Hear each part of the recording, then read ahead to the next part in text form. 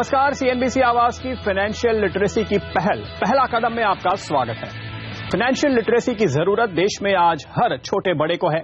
युवा हो या फिर रिटायर्ड लोग, किसान हो या फिर एंटरप्रेन्योर, प्राइवेट नौकरी करते हो या सरकारी, हर किसी के लिए जरूरी है कि वो मेहनत मशक्कत से जो पैसा कमा रहे हैं उसे बचाएं ही नहीं, बढ़ाएं भी। और सीएनबीसी आवाज इसी मुहिम में लगा है। हम चाहते हैं कि देश का हर नागरिक फाइनेंशियल सिस्टम से जुड़े। अगर आप भी अपने गांव, रेसिडेंशियल सोसाइटी, ऑफिस, कॉलेज या स्कूल में जागरूकता फैलाना चाहते हैं और हमारी टीम की एक्सपर्ट एडवाइस चाहते हैं तो हमें लिख सकते हैं हमारे फेसबुक पेज सीएनबीसी आवाज के पेज पर, या फिर आप हमारी वेबसाइट pehlakadam.in पर भी अपना मैसेज छोड़ सकते हैं। हमारे इस खास कोर्स में इस बार हम बात कर रहे हैं क्रेडिट कार्ड की। क्रेडिट कार्ड हमारे दौर की हकीकत बन चुका है। क्रेडिट कार्ड क्या है, कैसे काम करता है, इसके क्या फायदे हैं, क्रेडिट कार्ड कैसे हासिल किया जा सकता है और इसके इस्तेमाल में क्या सावधानियां बरतनी चाहिए। इस एपिसोड में आज हम इसी पर बात करेंगे। मैं हूं प्रदीप पंड्या और मेरे साथ सीएनबीसी आवाज के market editor Anil Singhvi. Anil, credit card की हम आज बात करेंगे। पहले हमने डेबिट कार्ड की बात की थी। देखने में तो वैसे ही लगता है, एक जैसा है बिल्कुल, लेकिन फर्क बहुत है। क्रेडिट कार्ड्स का इस्तेमाल लोग तब करते जब जेब में पैसे ना हो, और डेबिट कार्ड का इस्तेमाल करने के पहले पैसे की जरूरत बैलेंस हो तो ही आप इस्तेमाल कर सकते हैं। लेकिन अब पहले जो क्रेडिट कार्ड को लेकर लोगों को डर लगता था, इस्तेमाल करें ना करें, लें ना लें, अब वो डर निकलता जा रहा है। और आज हम इस पर खास तौर से बात करेंगे कि क्रेडिट कार्ड को लेकर आपको क्या सावधानियां रखने की जरूरत है और किस तरह से इसका इस्तेमाल किया जा सकता है। लेकिन प्रदीप, ये बात सही है कि अब क्रेडिट कार्ड का इस्तेमाल करना बेहद आम बात हो चुकी है। इसके बगैर काम भी नहीं चलता है। तो क्रेडिट कार्ड सभी के पास आमतौर पे आजकल होने लगा है, लेकिन डेबिट कार्ड तो जैसे कि हमने बताया था लोगों को कि आपका बैंक आपको जब आप अकाउंट खोलते हैं तो साथ में डेबिट कार्ड मिल जाता है, लेकिन क्रेडिट कार्ड के लिए आपको अलग से अप्लाई करना होगा। बिल्कुल, क्रेडिट कार्ड के लिए अप्लाई करना होता है। जनरली आजकल तो बड़े सारे जो क्रेडिट कार्ड इश्यूअर्स है, चाहे वो बैंक्स हो, वो हमेशा लोगों को फोन करते रहते हैं, हम आपको मुफ्त में क्रेडिट कार्ड देने को तैयार है, कोई फी नहीं लेंगे। और जनरली एक इनिशियली आपको क्रेडिट कार्ड मुफ्त में मिलता भी है, कोई फी नहीं देनी होती है। लेकिन क्रेडिट कार्ड में सबसे बड़ी बात यह, जब आपको इश्यू किया जाता है तो आपको ये समझना चाहिए कि वो क्या काम आ सकता है। पहली बात तो क्रेडिट कार्ड जब इश्यू किया जाता है वो ठीक डेबिट कार्ड की तरह एक प्लास्टिक का कार्ड है। आपका नाम होगा, उस कार्ड की इश्यू डेट, उस कार्ड की एक्सपायरी डेट होती है और उसके पीछे उसका सीवीसी नंबर होता है। तो ये सारी डिटेल्स जनरली क्रेडिट कार्ड पर होती है, जो डेबिट कार्ड पर होती है। सिमिलरली दिखने में वैसा ही होता है। बिल्कुल, लेकिन एक जो अहम बात आपने बताई कि इसका इस्तेमाल आप तब कर सकते हैं जब आपके पास पैसे ना हो, यानी एक तरीके से आप उधार ले सकते हैं। एग्जैक्टली और ये उधार शायद 45 से 60 दिन के लिए एक तरह से आपको मिल सकता है, क्योंकि क्रेडिट कार्ड का एक साइकिल होता है लगभग एक महीने का। हर एक महीने के बाद जो कुछ भी आप क्रेडिट कार्ड का इस्तेमाल करके, एक्चुअली क्रेडिट कार्ड का इस्तेमाल करने में क्या है, अगर आप समझिए कहीं ऑनलाइन शॉपिंग कर रहे हैं, आप कहीं जाकर कुछ खरीदारी कर रहे हैं, होटल में खाना खा रहे हैं, आपने कार्ड दिया, बजाय कैश देने के आपके अकाउंट में वो क्रेडिट कार्ड के जरिए पैसे आपको बिल में डेबिट हो जाएंगे। और बाद में जब इस बिल की साइकिल खत्म होती है, एक महीने की साइकिल होती है, और उसके बाद 15 से 20 दिनों का एक एडिशनल आपको टाइम मिल जाता है उसे पे करने का। तो जिन लोगों को लगता है कि चलो महीने का आखिरी दिन है, अभी जेब में पैसे नहीं है, थोड़े दिनों बाद सैलरी आने वाली है, इस वक्त खर्चा तो करना है, तो ऐसे लोग क्रेडिट कार्ड का ज्यादा इस्तेमाल करते हैं। दूसरे वो लोग इस्तेमाल करते हैं जो कैश लेके नहीं घूमना चाहते हैं। भले मेरे पास पैसे हैं, लेकिन मैं सोचता हूँ अगर मुझे जाना है 10-20 हजार रुपए की खरीदारी करनी है, कौन इतना कैश लेके घूमेगा, रिस्की भी होता है। तो इसके बजाय मैंने जेब में क्रेडिट कार्ड डाल दिया। सपोज आप 25 हजार रुपए का एक रेफ्रिजरेटर खरीद के लाते हैं या कोई छोटी ऐसी इलेक्ट्रॉनिक्स के आइटम खरीद के लाते हैं, आप कैश नहीं लेके जाना चाहेंगे, इससे बजाय क्रेडिट कार्ड ले गए, पेमेंट कर दिया। तो कन्वीनियंस है, सुविधा है, लेकिन सुविधा के साथ साथ बहुत सारी चीजें ध्यान में रखने की भी जरूरत हो जाती है। बिल्कुल, तो ये कन्वीनियंस तो है ही, और आपको चूंकि आप उधार ले रहे हैं तो उस लिहाज से आपको ये पैसे लौटाने पड़ेंगे ना। हाँ, जनरली लोगों को ये एक जनरली उन लोगों को जिनके पास बहुत ज्यादा बैंक बैलेंस नहीं होता और महीने के आखिरी दिनों में जो वाकई में तंगी महसूस करते हैं, वो लोग ये सोचकर खर्चा करते हैं कि अभी कर लेते हैं, बाद में देखेंगे कैसे देना है, क्या देना है। लेकिन वो धारणा सही नहीं है। क्रेडिट कार्ड को एक सुविधा के तौर पर इस्तेमाल करें तब तक तो ठीक, लेकिन जब इस तरीके से इस्तेमाल करें कि पैसा नहीं है और कोई पैसा दे रहा है, हम खरीदारी कर लें, हम खर्चा कर लें, वो बड़ा रिस्की काम है प्रदीप। और साथ ही की जो इंटरेस्ट रेट है वो भी मैंने देखा है बहुत ही ज्यादा होते हैं, क्योंकि महीने के 2.5, 3, 3.5%। लगता है ऐसा कि 2.49%, 2.99% बहुत ज्यादा ब्याज दर नहीं है, लेकिन वो महीने की है। अगर आप साल भर का एनुअलाइज करें तो 36%, 48% तक भी ब्याज दरें जाती है, 30%। तो वो बड़ा भारी, जब इसका झटका लगता है ना तब भारी लगता है। तो अगर आप क्रेडिट कार्ड का इस्तेमाल करके नियत समय में आप पैसा वापस चुका रहे हैं तब तो ठीक, यानी कि आपने सुविधा के लिए इस्तेमाल किया तब तो ठीक। लेकिन अगर आपने समय पर पैसा नहीं चुकाया, और इंटरेस्टिंग बात एक और है प्रदीप कि कई सारे क्रेडिट कार्ड इश्यूअर्स, कई सारे क्या लगभग सारी आपको वो सुविधा तो देते हैं कि आप पैसा चुका दीजिए 45 दिन में, 60 दिन में। नहीं चुका पा रहे हैं तो सिर्फ 5% दे दीजिए, बाकी को हम आगे रोल ओवर कर देंगे, आपका अगले बिल में एडजस्ट कर लेंगे। लेकिन उस पर जो वो ब्याज मारते हैं 3% का, वो बड़ा भारी पड़ता है, पेनल्टी लगती है वो अलग। तो लेकिन ये एक आपने जो कहा कि एक तो बिल का साइकिल होता है, दूसरे उसके बाद भी आपको वक्त मिलता है। तो यानी मान लीजिए कि 1 महीने के बाद तो बिल जनरेट होता है और उसके बाद आपको 20 दिन और मिल जाते हैं आराम से। तो इस 45 या 50 दिन के लिए तो ये पैसे आपको फ्री मिल रहे हैं। एब्सोल्युटली। और ये क्रेडिट कार्ड के पॉपुलर होने का रीजन ही यही है कि अगर देखिए कुछ लोग ऐसे हैं जो बड़ा भारी खर्चा करते हैं और उन्हें लगता है कि हम अपने पैसों को बराबर मैनेज कर सकते हैं, तो वो सोचते हैं क्यों नहीं इस 45-50 दिन की क्रेडिट का फायदा उठाया जाए। लेकिन उसमें ध्यान रखने वाली बात यह है कि फिर जब इस बिल साइकिल के वक्त पे आपको टाइमली पेमेंट करना चाहिए, ऐसा नहीं कि आप भूल गए। अच्छा, दूसरी बात है कि लोग डायरेक्ट डेबिट फैसिलिटी भी देते हैं, लेकिन क्रेडिट कार्ड के केस में वो थोड़ा सा रिस्की होता है। आपको पता ही नहीं, अगर कोई ऐसे खर्चे आपके कार्ड में डेबिट हो गए, कर गए गलती से, और आपने पेमेंट कर दिया तो बाद में झगड़ा करना पड़े। तो थोड़ा सा क्रेडिट कार्ड को इस्तेमाल करने में, डेबिट कार्ड इस्तेमाल करना बड़ा आसान काम है, सिंपल है, लेकिन क्रेडिट कार्ड इस्तेमाल करने में सावधानियां रखनी बहुत जरूरी हो जाती है। तो क्रेडिट साइकिल का फायदा उठा सकते हैं, लेकिन तभी जब आप अपने आप को कंट्रोल कर सकें, एक्सेस खर्चे ना करें। तो लेकिन ये एक बड़ा फर्क नहीं है। मान लीजिए कि आपकी बिलिंग डेट जो है 20 तारीख की है, राइट। आपने 19 तारीख को एक खर्च किया और 21 तारीख को एक खर्च किया। अब 19 वाला तो तुरंत आ गया, हाँ, और 21 वाला आपको 50 दिन तक मिलेगा। बिल्कुल, ये तो सही है कि आपको कहीं कहीं तो आपको एक साइकिल रखनी होगी। तो ऐसे में वही बात है कि ले दे के आप कन्वीनियंस के हिसाब से, सुविधा के हिसाब से इस्तेमाल करें, वो ज्यादा सही है, बजाय इसके कि क्रेडिट साइकिल का फायदा उठाने का। और जनरली तो याद रखें अपनी। हाँ, और दूसरा एक चीज मैंने देखी है प्रदीप की जनरली जो लोग वेल टू डू है, जिन्हें पता है कि मैं जो खर्चा कर रहा हूं उतना पैसा मेरे पास है, लेकिन मैं सिर्फ सुविधा के लिए इस्तेमाल कर रहा हूं, उनको इतने से अमाउंट से बहुत ज्यादा ब्याज की बचत करने का या ब्याज कमाने से फर्क भी नहीं पड़ता है एक्चुअली। लेकिन यही है कि क्रेडिट कार्ड, इतनी कंपनियां, इतने बैंक्स आपको देने के लिए तैयार बैठी हैं। अलग अलग तरह के क्रेडिट कार्ड आने लगे हैं। आप किसी एयरलाइंस के क्रेडिट कार्ड किसी बैंक के साथ जुड़कर ले सकते हैं, किसी पेट्रोल पंप के क्रेडिट कार्ड आप किसी के साथ जुड़कर ले सकते हैं। तो इतने ज्यादा क्रेडिट कार्ड होने लगे हैं, और लोग कुछ तो बड़े ऐसे कि 8-8, 10-10 क्रेडिट कार्ड लेकर घूमते हैं। अब मुझे समझ में नहीं आता कि 10-10 क्रेडिट कार्ड का बिलिंग साइकिल आप कब कैसे याद रख सकते हैं। तो उतना ही क्रेडिट कार्ड लें और उतना ही इस्तेमाल करें जितना कि आप ध्यान रख सकें। मेरे ख्याल से 2 काफी है अगर आप सिर्फ एडजस्टमेंट करना चाहते हैं तो। बिल्कुल। क्रेडिट कार्ड में एक और खास बात यह है, जैसे हम सुविधा के लिए बोल रहे हैं, लेकिन सुविधा के साथ साथ इसमें इमरजेंसी फैक्टर भी है। अगर कभी भगवान न करे आपको अचानक से कैश की जरूरत होगी, तो क्रेडिट कार्ड में हमेशा एक चीज होती है कि आपकी एक क्रेडिट लिमिट फिक्स है। जनरली आपका जो भी इनकम पैटर्न है उसके बेसिस पर क्रेडिट लिमिट फिक्स कर दी जाती है। जनरली लोगों की 1 लाख रुपए के आसपास शुरुआती क्रेडिट लिमिट होती है, फिर आप उसमें से खर्चा करते रहें। फिर आपकी ये जो क्रेडिट लिमिट है, आपने कितना खर्चा किया, कितना टाइमली रीपेमेंट किया, उसके बेसिस पर बैंक कम ज्यादा करते रहते हैं। लेकिन इसमें से जनरली 15,000 रुपए के आसपास की एक लिमिट ऐसी होती है जो कैश विड्रॉल की होती है। अगर इमरजेंसी में आपको जरूरत पड़ जाए, जाकर किसी भी एटीएम से आप क्रेडिट कार्ड से कैश भी निकाल सकते हैं, लेकिन इसमें जो चार्जेस वो लगाते हैं वो बेहद ज्यादा है। तो वो कैश निकालने की एक फैसिलिटी है।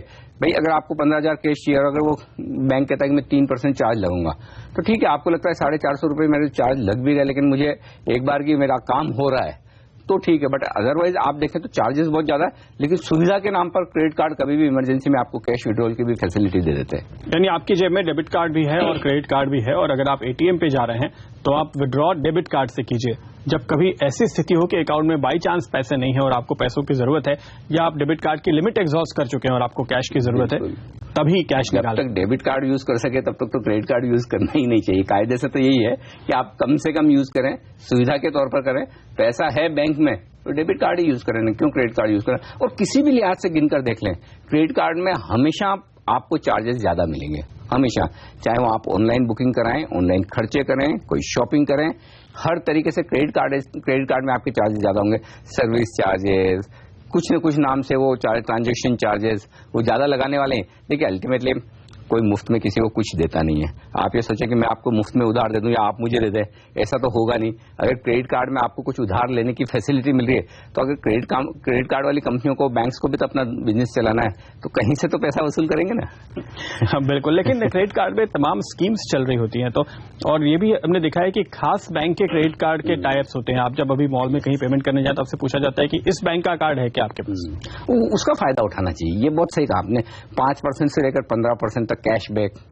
अगर आप किसी एक्स बैंक का क्रेडिट कार्ड किसी एक्स पेट्रोल पंप पे आप पेट्रोल भरवाएं, डीजल भरवाएं तो 5%, 10% कैशबैक, इस तरह की जो स्कीम आती है ना वो बड़ी फायदेमंद होती है।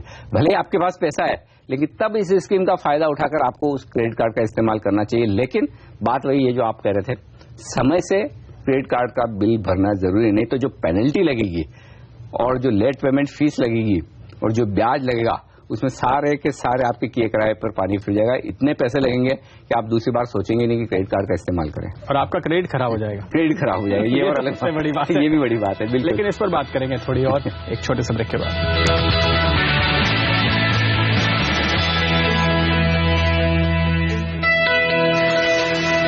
स्वागत है आपका एक बार फिर। हम बात कर रहे हैं आज क्रेडिट कार्ड की, और जैसे कि हमने आपको बताया क्रेडिट कार्ड के इस्तेमाल में कुछ सावधानियां भी जरूर आपको रखनी चाहिए, उस पर चर्चा करें। इसके पहले आपको बता दें कि दो तरह के क्रेडिट कार्ड होते हैं, एक जो कि मैग्नेटिक स्ट्रिप वाले होते हैं और दूसरे जिन पे चिप होती है।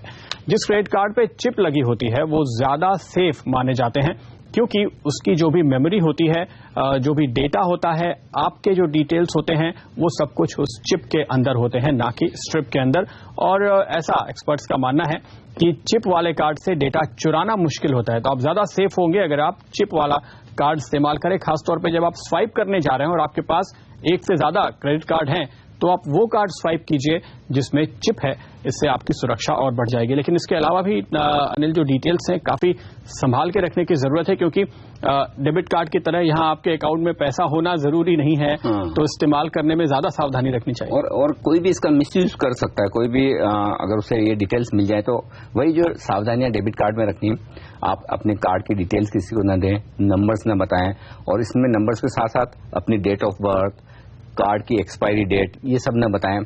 पीछे एक सीवीसी नंबर लिखा होता है वो न बताएं, और एक अलग से आपको एटीएम पिन आती है, पासवर्ड आती है, जो आपको बैंक अपना अलग से भेजता है। वो कभी आपको कैश विड्रॉ करने की जरूरत हो या फिर इंटरनेट ट्रांजैक्शन करने की जरूरत हो तब आप उसका इस्तेमाल करते हैं, तो वो भी आपको किसी को डिस्क्लोज नहीं करना। तो ये सारी कॉन्फिडेंशियल इन्फॉर्मेशन आपको किसी को डिस्क्लोज नहीं करनी। और ये अगर आप करते हैं ना, तो एक सिंपल चीज समझ लीजिए, एक ब्लैंक चेक आपने साइन करके किसी को दे दिया तो उसमें क्या रिस्क हो सकती है, वही रिस्क इन सारी चीजों में है।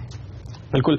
तो यहाँ पर इनफैक्ट जब आप शॉपिंग करने जाते हैं तो आपसे ये अहम डिटेल्स मांगे जाते हैं कि आपकी एक्सपायरेशन डेट कब है, महीना और साल, ये सब बताइए। तो ये डिटेल्स आपके कार्ड पे छपे हुए हैं, आपको लगता है कि तो बस डिटेल छपे हैं, लेकिन दरअसल ये इंपॉर्टेंट इनपुट्स हैं जिनका इस्तेमाल कोई कर सकता है अगर वो फ्रॉड करना चाहे। तो इन सबको संभाल के रखें, कभी भी किसी भी हालत में किसी के साथ शेयर ना करें। अगर आपको कोई फोन करके ये कहे कि हम आपकी क्रेडिट कार्ड कंपनी से बात कर रहे हैं, आप हमें अपनी एक्सपायरी की डेट बताइए या सीवीवी नंबर बताइए, हरगिज उसको जानकारी ना दें। और ये इतने अहम है, आप देखिए कि जब क्रेडिट कार्ड का बिल आता है तो कंपनी उस पर भी आपका पूरा नंबर नहीं छापती, सिर्फ आखिर के 3 डिजिट छपे होते हैं और बीच में क्रॉस लगा रहता है। तो जब तक अगर आपके पास नंबर है। एक और बात है कि जब वो आजकल तो क्रेडिट कार्ड के बिल भी आपको मेल के जरिए आ जाते हैं, मेल में आपको उस बिल को खोलने के लिए भी आपको उन पर्टिकुलर पासवर्ड की जरूरत होती है, क्रेडिट कार्ड की जरूरत होती है। जब आपका बैंक आपको इतनी सावधानी रखने की बात कर रहा है तो फिर वाकई में कोई न कोई रिस्क की बात तो है, तभी इतनी सावधानी की बात कर रहे हैं। बिल्कुल। और ये आम फ्रॉड है, हमें अक्सर ऐसी शिकायतें मिलती रहती हैं चैनल पे कि इस तरह के डिटेल्स निकाल करके फ्रॉड किए जाते हैं, और बैंक हमें लगातार बताते हैं कि हम अपने सभी दर्शकों को सावधान करते रहें, किसी भी किस्म का अकाउंट डिटेल किसी के साथ कभी शेयर ना करें। लेकिन ये तो इस्तेमाल में सावधानी की बात हुई। आप पहले पेमेंट की जो बात कर रहे थे, अब 2 ऑप्शन है, एक कि आप मिनिमम पेमेंट करें और आगे बढ़ाएं। लोगों को ये भी लगता है कि ये मिनिमम पेमेंट 1000 रुपए का है ये भी ना करें तो क्या फर्क पड़ता है? ये बात सही है प्रदीप की कई बार लोग सोचते हैं, लेकिन वो सबसे खराब बात अगर आप क्रेडिट कार्ड में कुछ कर सकते हैं तो ये कि वो मिनिमम 5% की रिवॉल्विंग क्रेडिट जो होती है कि आप अगर समझिए आपका बिल 1 लाख रुपए का है, आपने 5,000 रुपए भर दिए और बाकी 95,000 रुपए आप अगले महीने के लिए ट्रांसफर कर दें।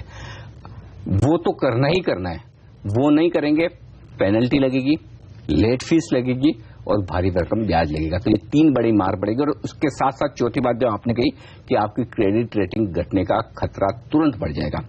लेकिन अगर आप 5% वो पेमेंट कर देते हैं, बाकी 95% आगे ले जाना चाहते हैं, तब भी आपके लिए खतरे कम नहीं है।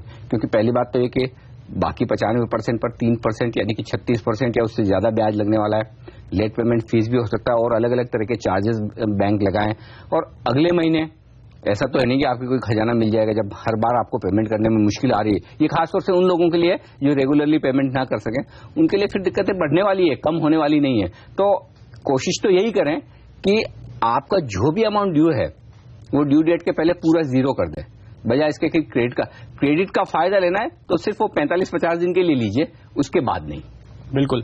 तो अगर आपने मान लीजिए 5% पैसे चुकाए तो वो आपके निकल गए, लेकिन इसके अलावा जो बाकी 95% है उस पर आपको इंटरेस्ट लगेगा। बिल्कुल। और उस पर जो भी चार्जेस है, 3% मंथली ब्याज लग गया तो जो आपने 5% दिया उसमें से 3% तो वापस जुड़ गया, तो वापस अगले महीने आपके 98% तो हो ही गए कम से कम। तो मतलब कोई रिलीफ मिलनी नहीं है। वो अगर आप सिर्फ मिनिमम बैलेंस देते जाएं तो शायद सारी जिंदगी आप कार्ड का बिल चुकाते रहेंगे। एक्चुअली, और कई बार तो ये होता है कि अगर आपने 1-2 महीने नहीं दिया तो रिकवरी एजेंट्स भी आते हैं, वो सारे झंझट आपकी इज्जत दाव पे लगती है। तो क्रेडिट कार्ड का इस्तेमाल करने में और पेमेंट नहीं करने में बहुत दिक्कत वाली बात है। दूसरी बात यह कि चूंकि जिस पीरियड के लिए बिलिंग है उस पर आपका ध्यान होना चाहिए।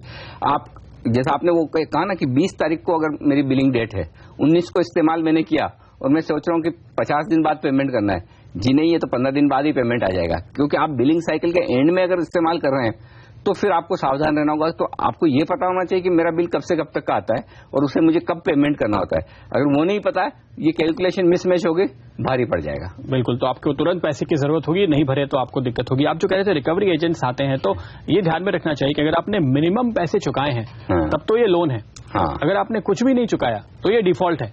बिल्कुल। तो एक बिल भी आपका डिफॉल्ट हुआ, आपने मिनिमम भी नहीं भरा, तो तुरंत रिकवरी की तैयारी कंपनी करने लगती है। बिल्कुल। और अब तो ये फैसिलिटी हो गई कि अगर आप थोड़े वक्त के लिए रिकवरी ना दिखाएं, पेमेंट ना दें और क्रेडिट कार्ड कंपनी को या बैंक को ऐसा लगे कि ये तो मामला गड़बड़ है, वो आपके सब जगह कार्ड भी ब्लॉक करवा सकते हैं।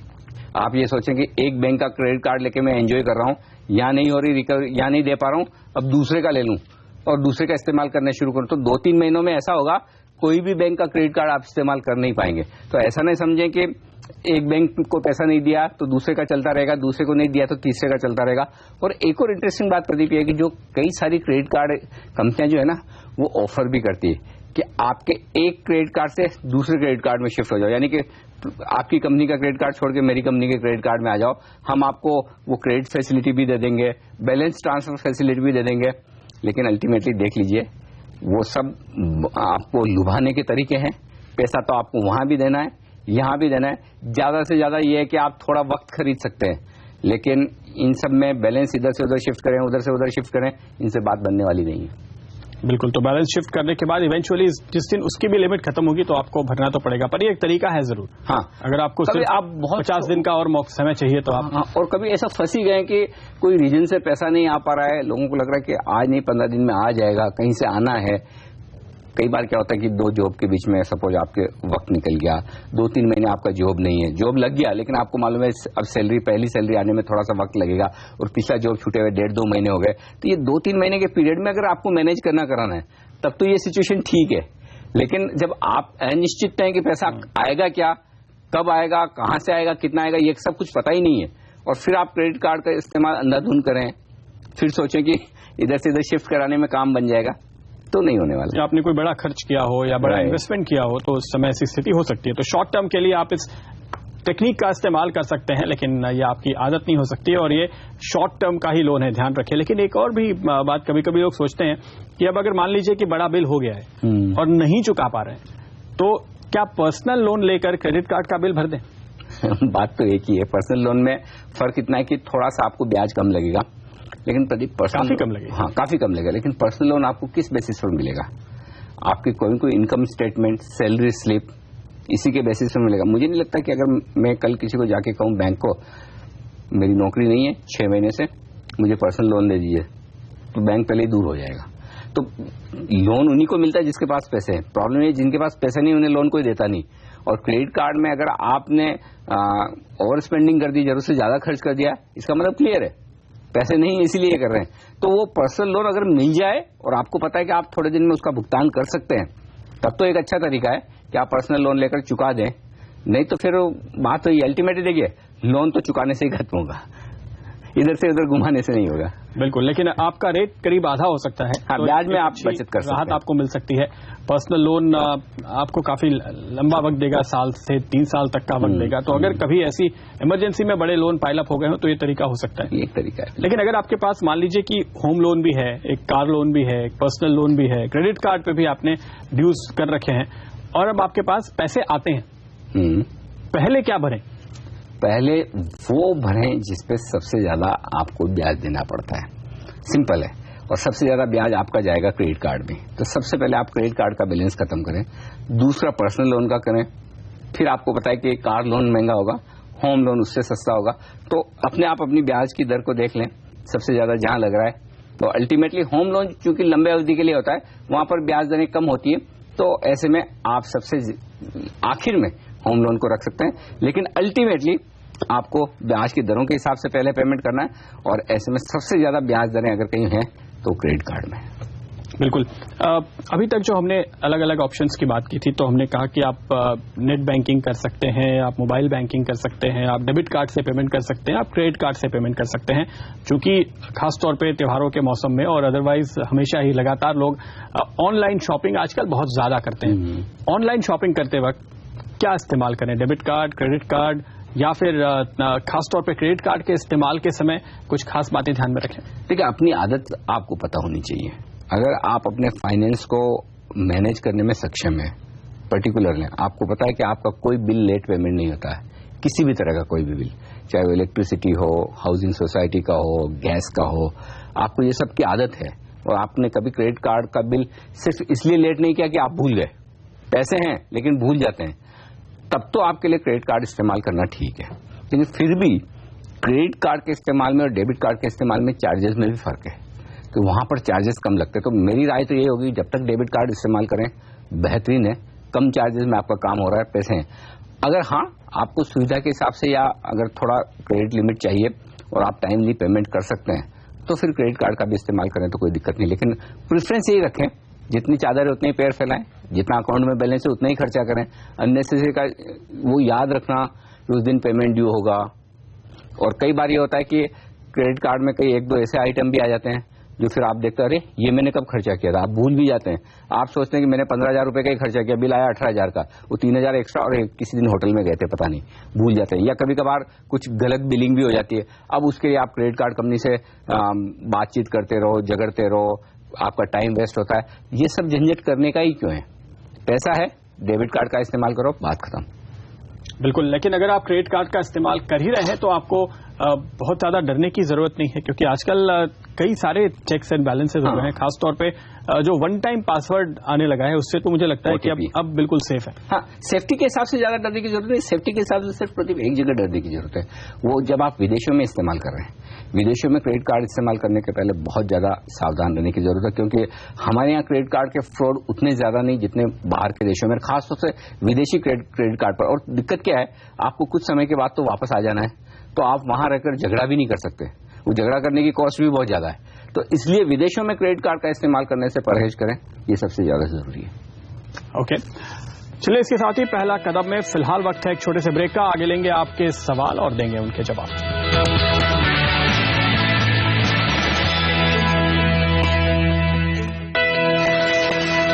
स्वागत है आपका एक बार फिर पहला कदम में, और अब बारी है आपके सवालों के जवाब देने की। सरिता शर्मा ग्वालियर से हमारी दर्शक हैं, जो मध्य प्रदेश ग्वालियर से, इन्होंने हमारे फेसबुक पर अपना सवाल डाला है।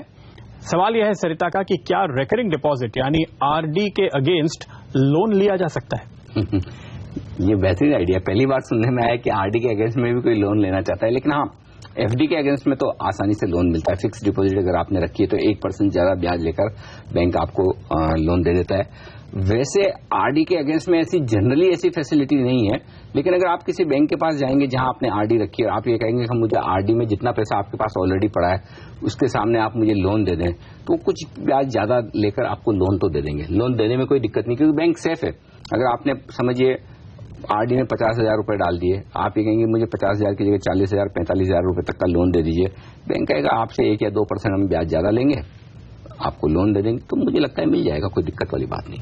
लेकिन मुझे चिंता इस बात की है कि अगर आपको आरडी के अगेंस्ट लोन लेने जाना पड़ रहा है तो आरडी की अगली किस्त आप कैसे चुकाएंगे? हाँ, वो शॉर्ट टर्म के लिहाज से ठीक है, लेकिन अल्टीमेटली अगर आप ये सोचें कि लोन ले लें या तो फिर आरडी को वहीं खत्म करें और उसके बाद पैसा निकाल लें, ज्यादा बढ़िया। अगर ये सिर्फ 5-15 दिन महीने भर की बात है तब तो आप लोन लेने की सोचें, लेकिन हाँ अगली किस्त चुकाने में ही प्रॉब्लम है तो फिर आरडी खत्म करके वहीं पर आगे बढ़ना चाहिए। बिल्कुल, ये तो मुझे लगता है यहाँ पे अगर आपको थोड़े बहुत पैसे चाहिए और आपने क्रेडिट कार्ड स्वाइप कर लिया, महीने 1.5 महीने का वक्त ले लिया, उतने तक के लिए बस, क्योंकि आरडी आप ऐसे ही अमाउंट का करें और उतने ही राशि का करें जो आप हर महीने लगातार बचा पाएंगे, आपको इस बात का अंदाजा हो। ज्यादातर लोग ऐसा करते हैं कि वो 6 महीने साल भर की आरडी करते हैं और फिर जो पैसे जमा हो जाते हैं उसको वो एफडी में डाल देते हैं और उसके बाद फिर अपने जमा खर्च का हिसाब करके नई आरडी उस हिसाब से शुरू करते हैं। तो आरडी पे लोन लेने की बारी इस वजह से जल्दी आती नहीं है। अश्विनी खुराना हमारे साथ हैं यूपी से। अश्विनी जी बताइए। हेलो। हाँ जी अश्विनी खुराना अमरोहा यूपी से बोल रहा हूँ मैं। हाँ जी बताइए। मैं सीएनबीएस आवाज काफी टाइम से सुन रहा हूँ। एक दिन सीएनबीसी आवाज पर एसआईपी के बारे में सुना था मैंने। ये एसआईपी क्या चीज है, इसमें कैसे इन्वेस्टमेंट कर सकते हैं, इसमें कितना लाभ है? तो अभी तक आपने एसआईपी की है? नहीं, मैंने एसआईपी नहीं करी, मेरी आरडी और इसमें रिलायंस म्यूचुअल फंड में और आरजीईएसएस गवर्नमेंट ने एक स्कीम निकाली थी अरुण जेटली जी ने, राजीव गांधी इक्विटी स्कीम। बिल्कुल, हाँ आरजीईएसएस निकाली थी। तो इसमें इनकम टैक्स का पर्पस भी था। 50,000 रुपए इन्वेस्टमेंट करने पर 25,000 रुपए नए डीमेट खाते के लिए छोड़ी थी। उसमें इन्वेस्टमेंट कर रखा है मैंने और मेरा रिलायंस म्यूचुअल फंड भी है और मेरी आरडी है। ओके, तो आप हर महीने एसआईपी के बारे में मैंने सीएनबीसी आवाज पर सुना था। मैं चाह रहा हूँ कि एसआईपी के बारे में मुझे कुछ जानकारी हो। आरडी जैसे आप करते हैं, आरडी से ज्यादा है, आरडी से कम है, कितने टाइम की करनी चाहिए, उसी हिसाब से मुझे इंक्वायरी मिल जाए तो उसमें इन्वेस्टमेंट कर सकूं। ओके, तो अनिल जो ये कह रहे हैं रिकरिंग डिपॉजिट और एसआईपी तो एक ही जैसा है। इन्हें लगता है कि एक जैसा है पेमेंट करने के लिहाज से, लेकिन खुराना साहब एक्चुअली एक जैसा है नहीं। रेकरिंग डिपॉजिट आरडी में आप क्या करते हैं, आप अपना पैसा हर महीने, फर्ज करें कि इन्होंने महीने वाली आरडी कर रखी है, तो हर महीने आपका पैसा बैंक के पास जाता है और बैंक में एक आपकी ब्याज दर फिक्स है, उस ब्याज से आपको आगे रिटर्न मिलता रहेगा।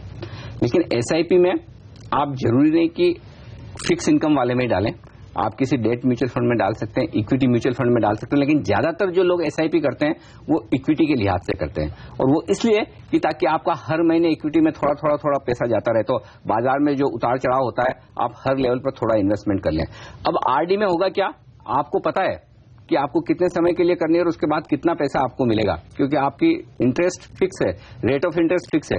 लेकिन एसआईपी में जब इक्विटी में आप पैसा लगाते हैं तो कुछ फिक्स नहीं है, वो बाजार में किस तरह के रिटर्न आते हैं वो लॉन्ग टर्म में उसके हिसाब से आपको रिटर्न मिलेंगे। तो इक्विटी वाली जो रिस्क होती है ना शेयर मार्केट की, वो रिस्क इक्विटी की एसआईपी में है।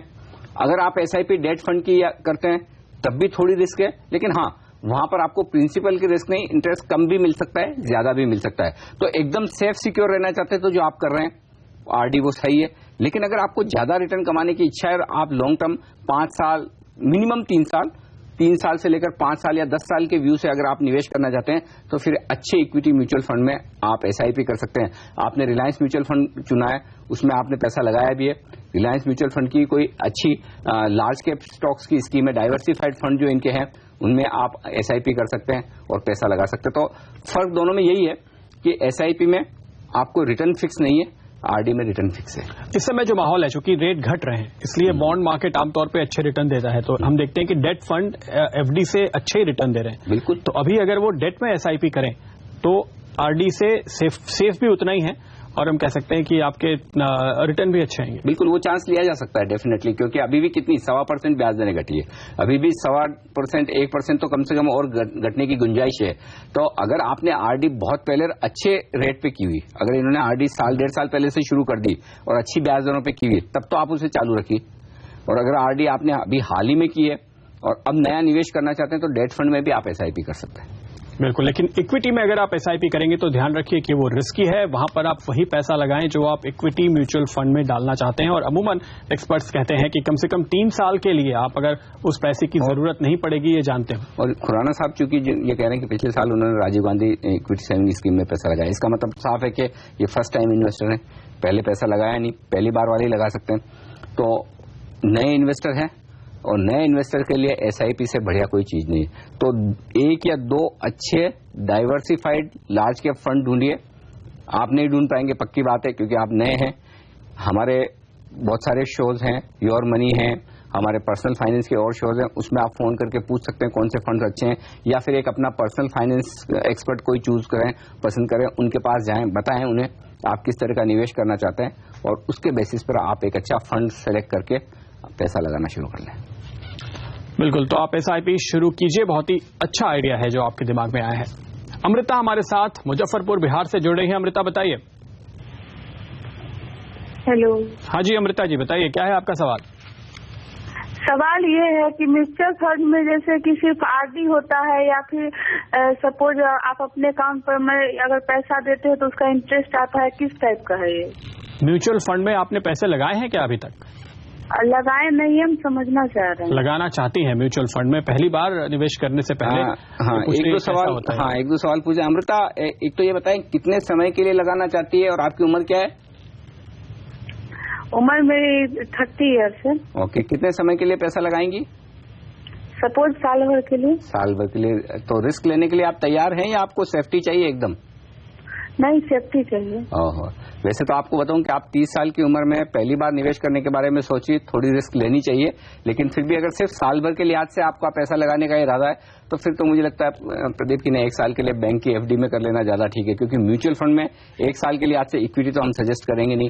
डेट फंड में हो सकता है, फिक्स इनकम फंड में इन्हें थोड़ा बहुत पैसा बन जाए, लेकिन फिर उतनी 1 साल के लिए रिस्क क्यों लेनी, फिर आपके लिए FD ज्यादा ठीक है। लेकिन मैं आपको सलाह ये दूंगा, एक अच्छे फाइनेंशियल एक्सपर्ट से आप मिलें, आप उन्हें कहें आपकी उम्र और आपके आगे की रिक्वायरमेंट के हिसाब से वो एक अच्छा आपके लिए इन्वेस्टमेंट प्लान बनाकर दें। थोड़ा थोड़ा पैसा आप इक्विटी में लगाना शुरू करें, इक्विटी म्यूचुअल फंड में लगाना शुरू करें, SIP के जरिए कर सकती हैं, और उसमें आप 3 से 5 साल का कम से कम नजरिया रखकर इन्वेस्टमेंट के हिसाब से पैसा लगाने की शुरुआत करें, तब आप बड़ा पैसा बना पाएंगी। अदरवाइज FD में पैसा लगाकर कोई आपकी वेल्थ बनने वाली ऐसा होगा नहीं। और अगर आप एक्सपेरिमेंट करना चाहें तो थोड़ा पैसा, आपके पास कितने पैसे हैं मुझे आइडिया नहीं है, 10,000 लगाना है तो 5,000 एक इक्विटी डाइवर्सिफाइड SIP में डालिए और 5,000 की FD कीजिए। 5 साल बाद आपको खुद ही अंदाजा लग जाएगा ये पैसा कहाँ और पैसा कहाँ बनता है। और हमारा मानना है कि आप जरूरी नहीं है कि आपको साल भर बाद पैसे की जरूरत पड़ी जाने वाली है, अगर पड़ने वाली है तो आप बैंक में रखिए, लेकिन अगर आपको अंदाजा है कि कुछ पैसे आप सेव कर सकते हैं लंबे वक्त के लिए तो वो म्यूचुअल फंड में जरूर डालें, घबराएं नहीं। 5 साल का समय अगर आप लेके चलेंगे तो आपको नुकसान तो बिल्कुल नहीं होगा। RC शर्मा बैतूल मध्य प्रदेश से हमारे साथ फेसबुक पर जुड़े, इन्होंने जो सवाल अपना पोस्ट किया है हम आपको बताएं। रिटायर हो चुके हैं शर्मा साहब और इनके पास कुछ कंपनियों के शेयर हैं, ये शेयर इलेक्ट्रॉनिक फॉर्म में है तो डीमैट में है। अब इनके बाद ये शेयर्स इनके परिवार को कैसे मिलेंगे? पहली बात तो इनकी सोच बहुत ही बेहतरीन है शर्मा साहब, क्योंकि ये अब भी रिटायर हो चुके हैं, उसके बाद भी अपने परिवार के बारे में ज्यादा सोच रहे हैं अपने बजाय, और अच्छी बात है। और शर्मा साहब बहुत आसान काम है। सबसे पहला काम तो आपने अच्छा किया कि आपने डीमैट अकाउंट खुलवा रखा है, आपके सारे के सारे शेयर डीमैट अकाउंट में है। अब आपको करना क्या है, वैसे तो आपने किया होगा, चेक करिएगा, नहीं किया है तो फिर आपको ये करना है कि अपने डीमैट अकाउंट में नॉमिनेशन करना है। अब आप नॉमिनेशन अपनी वाइफ को करना चाहते हैं, वाइफ का नाम लिख दें। अगर आप अपने बेटे बेटी के नाम पर नॉमिनेशन करना चाहते हैं, उनका नाम दे दें, तो ऑटोमेटिकली जिनका नॉमिनेशन आप कर रहे हैं उन्हें वो सारे के सारे शेयर आपके बाद मिलेंगे। लेकिन अगर आप ये चाहते हैं कि सारे शेयर एक ही को ना मिले तो फिर आपके लिए ज्यादा बेहतर है कि फिर आप एक बिल लिखें, और वसीयत जिसे कहते हैं, और वसीयत में आप कह दें कि इतने इतने को जो भी वैल्यूएशन हो शेयरों की उस वक्त, उसमें कितना किसको क्या देना चाहते हैं आप वो अलग से स्पेसिफाई कर सकते हैं। लेकिन अगर नॉमिनेशन करेंगे और आप सारे शेयर चाहते हैं अपने नॉमिनी को मिले, जो कि आपकी वाइफ हो सकती है या आपके बच्चे हो सकते हैं, जिन्हें भी आप देना चाहें उनका नाम लिख दें, ऑटोमेटिकली बिना किसी मेहनत मशक्कत के कुछ भी करने की जरूरत नहीं, सिर्फ एक सर्टिफिकेट देने की जरूरत होगी आपके बाद, और वो सर्टिफिकेट अगर दिया जाएगा आपके डिपॉजिटरी पार्टिसिपेंट्स को, वो सारे के सारे शेयर उनके नाम पर कर देंगे। तो नॉमिनेशन करने में रिस्क एक ही है कि आपने कुछ शेयर किसी एक कंपनी के एक नॉमिनी को दिए और दूसरी कंपनी के दूसरे को दिए, तो कहाँ कितना रिटर्न आया पता नहीं।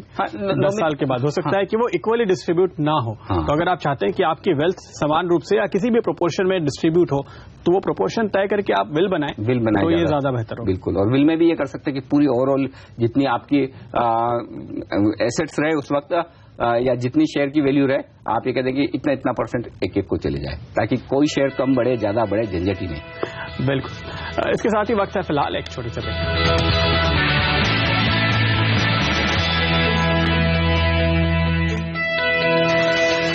स्वागत है आपका एक बार फिर। अगला सवाल लेते हैं राकेश कुमार का मध्य प्रदेश से। राकेश जी बताइए। सर मैं राकेश कुमार बोल रहा हूँ। नमस्कार। नमस्कार, बोलिए। सर मैं प्रति माह की 30,000 रुपये चाहता हूँ, तो मुझे आप बताइए कि मैं कितना इन्वेस्ट करूँ, मुझे 30,000 रुपया इंटरेस्ट मिले और मैं कहाँ पर इन्वेस्ट करूँ। राकेश जी, उम्र कितनी है आपकी और क्या करते हैं आप? सर मेरा एक किराना दुकान है और मेरी उम्र 38 ईयर है। 38 साल है और आप 30,000 रुपये महीना चाहते हैं। देखिए, अगर आपको 30,000 रुपये महीना चाहिए और फिक्स चाहिए प्रदीप, तो फिर इनके लिए एक ही ऑप्शन होता है, वो है MIP का, मंथली इनकम प्लान। किसी म्यूचुअल फंड का खरीद लें जिसमें जनरली 80 से 90% पैसा जाता है फिक्स इनकम में, 10 से 20% इक्विटी में जाता है, ताकि इन्हें महीने के महीने कमाई होती रहे। लेकिन उसके लिए इन्हें निवेश बहुत बड़ा करना पड़ेगा, क्योंकि MIP में जनरली जो रिटर्न आते हैं 6 से 8% सालाना के बीच में आप मानकर चल सकते हैं। ज्यादा आ जाए तो आपका नसीब। और अगर साल का 6 से 8% रिटर्न ही आना है और इन्हें 30,000 महीने का चाहिए, यानी कि साल का 3.5 लाख 3,60,000 हो गए, तो कम से कम इन्हें 40 से 50 लाख रुपए के बीच में निवेश करना होगा एक मुश्त, ताकि उन्हें 30,000 रुपए महीने का रिटर्न वहां से मिल सके। हालांकि ये हो सकता है कि FD वगैरह कराएं तो एक संभावना बनती है कि वहां थोड़ा सा ज्यादा रिटर्न आ जाए, या यूं कहे कि थोड़ा कम निवेश करना पड़े। लेकिन MIP में पैसा डालेंगे तो लंबे समय के लिए एक थोड़ी इक्विटी की वजह से इनमें रिटर्न बेहतर आने की गुंजाइश बन सकती है, जो कि सालाना आपका ऑन एन एवरेज 9% के आसपास का रिटर्न छूट जाएगा, तो वो एक संभावना बनती है, 9-10% तक का आ सकता है। बिल्कुल। लेकिन मुझे जो बात समझ में नहीं आई राकेश जी की, कि 38 साल की उम्र में ये रिटायरमेंट प्लानिंग क्यों कर रहे हैं, और वो भी तक जबकि इनके किराने का बिजनेस है। तो राकेश जी है हमारे साथ अभी? जी सर। जी सर जी। तो आप आमतौर पे लोग इस तरह की प्लानिंग करते हैं कि जब 60 साल के हो जाएं, उसके बाद हर महीने पैसे मिलते रहें, तो आप अभी से क्यों सोच रहे हैं? ऐसा इसलिए सोच रहे हैं क्योंकि मुझे क्या मतलब मेरे 38 साल में ये पैसा जो क्या कि मैं इन्वेस्ट मतलब 2 साल बाद मुझे ऐसा करना है। अच्छा, आपके पास एक मुश्त रुपए हैं इस समय? जी सर। जी सर। ओके। तो जब एक मुश्त रुपए हो और उनका निवेश करना हो तो उनको लगता है कि ये सही तरीका है। लेकिन अगर आपको लगातार इस पैसे की जरूरत नहीं है, जो 30,000 रुपए आप चाहते हैं, अगर इसकी आपको इतनी जरूरत नहीं है और आपका काम चल रहा है आपके बिजनेस से, तो बेहतर होगा कि आप किसी डाइवर्सिफाइड म्यूचुअल फंड में ये पैसे डालें। बिल्कुल। और आपको अच्छे रिटर्न मिलेंगे। 38 साल की उम्र ज्यादा नहीं है, अभी भी मेरे ख्याल से आसानी से ये 10 से 12 साल के लिए कम से कम इक्विटी में निवेश करें, 50 साल तक का भी व्यू लेकर चलें।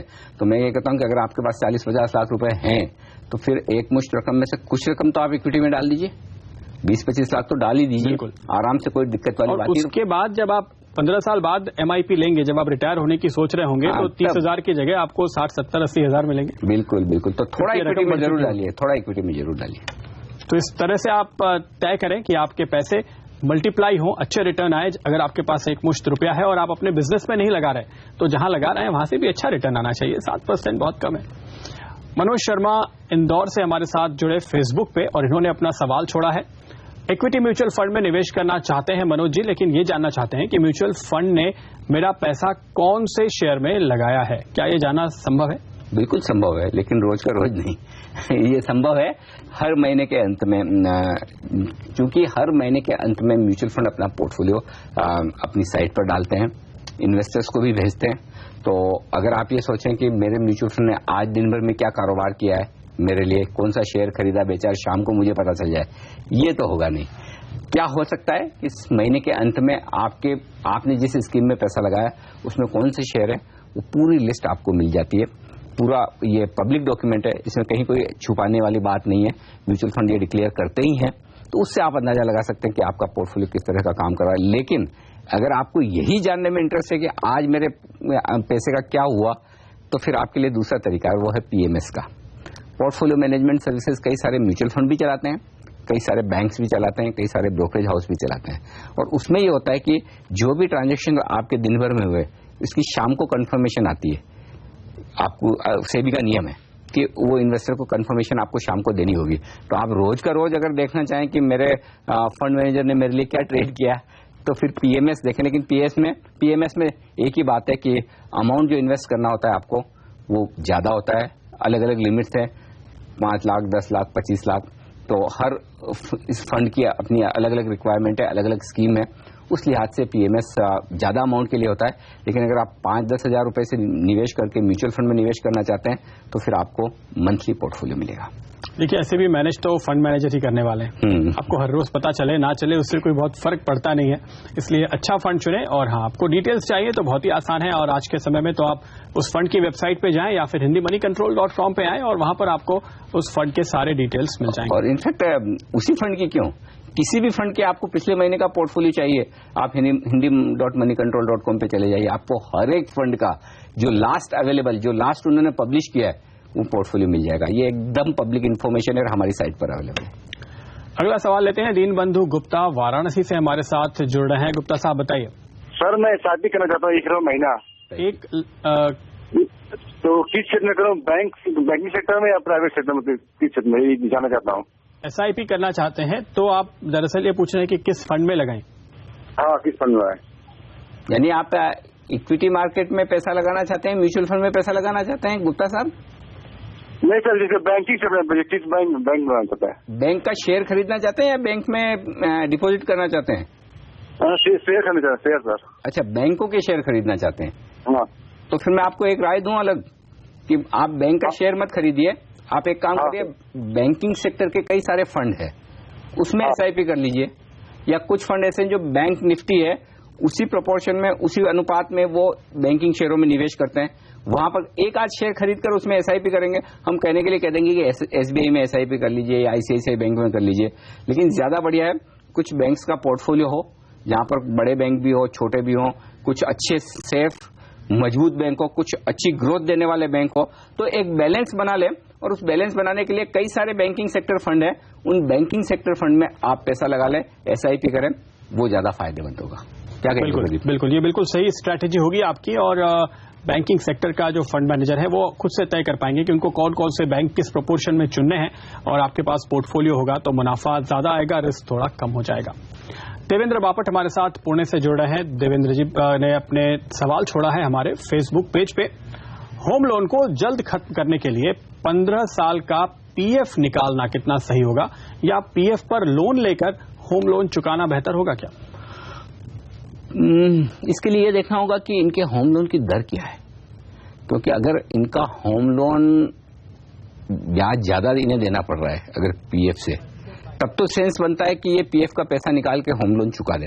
ठीक है, अल्टीमेटली आप एक तरफ कर्ज ले रहे हैं, दूसरी तरफ आपकी डिपॉजिट है, तो इसमें कोई बहुत ज्यादा रॉकेट साइंस की जरूरत नहीं। सिंपल आपको ये समझना है कि आपके लिए फायदे की बात क्या है। अगर आपको PPF में 8.5% ब्याज मिल रहा है और आप होम लोन पर 10.5-11% ब्याज दे रहे हैं, तो बहुत सिंपल है कि आप उस पैसे का इस्तेमाल कर दें लोन को रीपेमेंट करने में। लेकिन अगर मेरी तरह, मैंने प्रदीप होम लोन लिया आज के 10 साल पहले, और मैंने 7.5% फिक्स रेट में लिया हुआ है, तो बैंक वाले कई बार मुझे फोन करते हैं कि आपका होम लोन प्रीपे कर दीजिए। मैं बोला नहीं करूंगा, क्योंकि 7.5% तो मेरी रेट है और 2.5% मुझे टैक्स एडवांटेज मिल जाता है, यानी कि 5% मेरी कॉस्ट हुई। 5% से ज्यादा तो मैं कहीं भी इन्वेस्ट कर सकता हूं, बहुत सारे ऑप्शन है, तो मैं क्यों प्रीपे करूं। तो आपको देखना यही है कि आपकी कॉस्ट कितनी है और सामने आप कितने ब्याज पर पैसा लगा के रखें, बस आपको हल मिल जाएगा। बिल्कुल, तो ये आप दोनों फैक्टर्स कंसिडर करने के बाद ही ये फैसला करें कि आपको PPF का पैसा निकालकर होम लोन चुकाना है या नहीं। इसके साथ ही पहला कदम के इस एपिसोड में फिलहाल इतना ही। बने रहिए CNBC आवाज के साथ।